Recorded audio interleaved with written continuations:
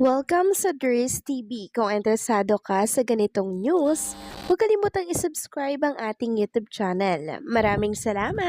Welcome back again sa ating YouTube channel mga kakimpaw, and sa update natin ito ang pag-uusapan natin ay tungkol sa mga importanteng kaganapan kina Kim and syempre kay Paolo Abilino. So ang pag-uusapan natin sa update na to ay may kaugnayan po sa mangyayari po kay Chinita Princess and kay Paolo Abilino, at bago natin pag-usapan ang lahat ng yan, maraming salamat po sa inyong patuloy na pag-support at pagsubaybay sa mga daily update natin.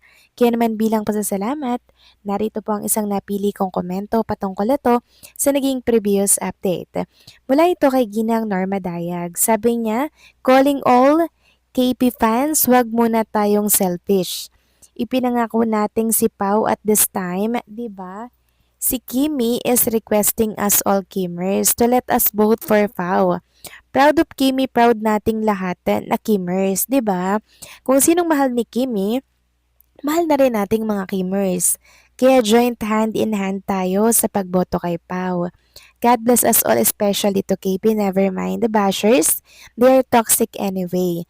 They will soon receive their prize. Wait lang kayo for your prize. I vote for Paolo. Tatlong boboto na naman ako pag nakuha ko na yung pension ko.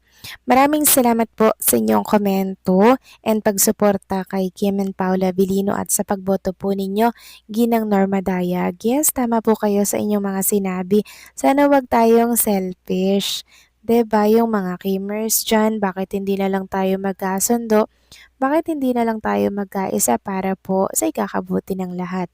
Since sila Kim and Paolo is kilala bilang Kim Pao na magre-representa nga po ng kanilang movie sa Korea. So sayang naman kung mababaliwala lang po yung mga binoto natin kasi nagkaroon po ng divide mga kakimpaw. Nagkaroon po ng kanya-kanyang boto. Kaya sayang talaga. Pero hopefully mga kakimpaw, manalo't magwagi si Paula Vilino sa labang ito. Sana ay gawin natin yung best natin araw-araw. In 5 days, marami pong mangyayari dyan kaya wag tayong kampante sa boto ni Paula Vilino. Sa ngayon, oo, nasa top 1 siya. Pero agresibo po kasi itong si Ann Curtis fans. Talagang nag-aano sila Nagtutulungan po talaga sila, ang bilis ng pasok ng boto.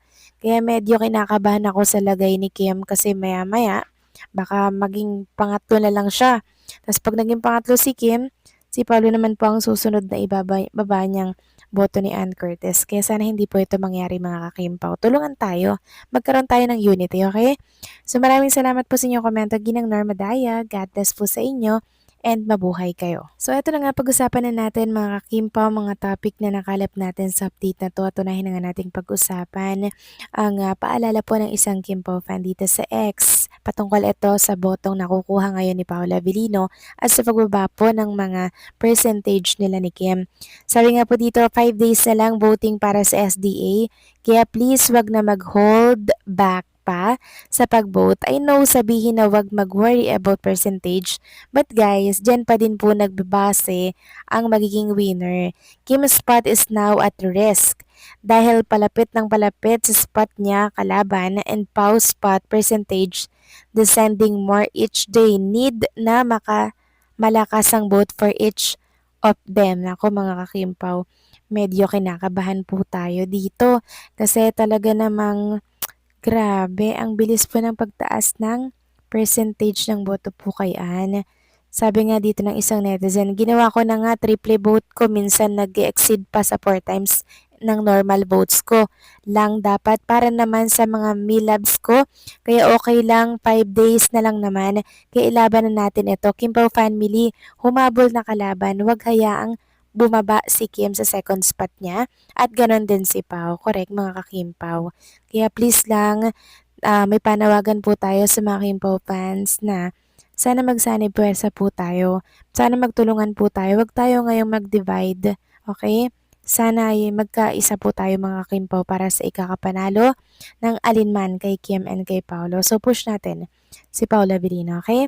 Samantalang next topic naman, talakayin naman natin ang tungkol dito sa pag-alis ni Chinita Princess. So yes, kasado na po ang pag-alis ni Kim Chu mga kakimpaw by July 11, 11 AM po kasi yung opening ng whole bag niya po dito po sa Zamboanga.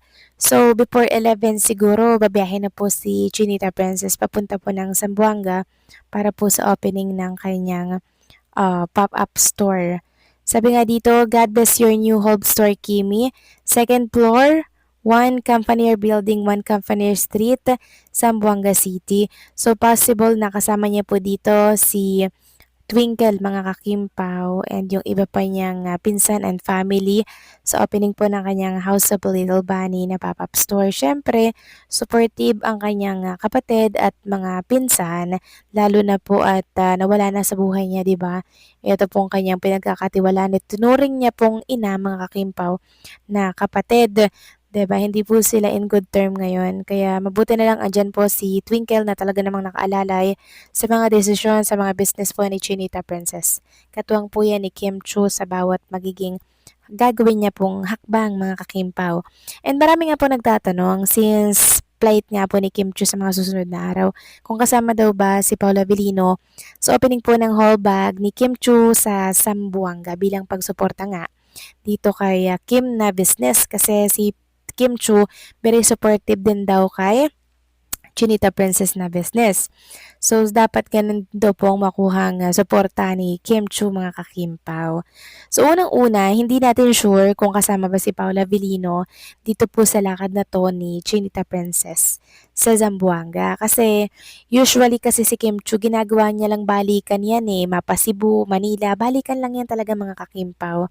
Parang ginagawa niya lang pong Cubao. Meaning, pag saglit lang po siya dyan, hindi niya na kailang isama si Paula Avellino. 'Di ba? Kasi babalik at babalik din naman si Kim kasi meron po siyang training, mga kakimpo. Kahit na sabihin nga online naman yan kahit saan yan dalhin.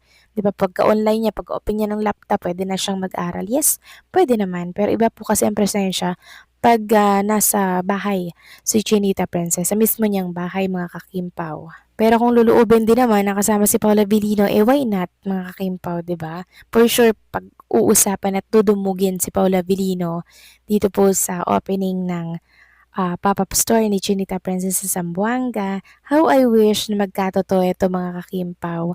Well, mali naman natin, 'di ba? Di naman natin makikita si Paula Avellino kasi 'di ba pag nagkakaroon po siya ng biyahe or travel flight, hindi natin halos makilala kasabay na pala natin si Paolo. Kasi balot na balot, naka-face mask, naka-sombrero, naka-hood pa yon, mga kakimpo. Kaya paano natin makikilala ang isang Paolo Avellino? 'Di ba? Kaya malaya po siyang paggalagala kung saan-saan diyan, 'di ba, na hindi po nakikita at pinagkakaguluhan ng mga casual netizen at ng publiko dahil nag-iingat po siya sa pamamagitan po ng pagtatakip ng mukha, pagsusombrero, pagja-jacket, 'di ba? Gano'n lang yung technique ni Paula Avellino pero andiyan lang 'yan sa tabi ni Chinita Princess. Kayo ba, mga kakimpo, gusto niyo bang makita si Paolo sa opening po ng pop-up store ni Kim Chiu sa Zamboanga? Please comment down below.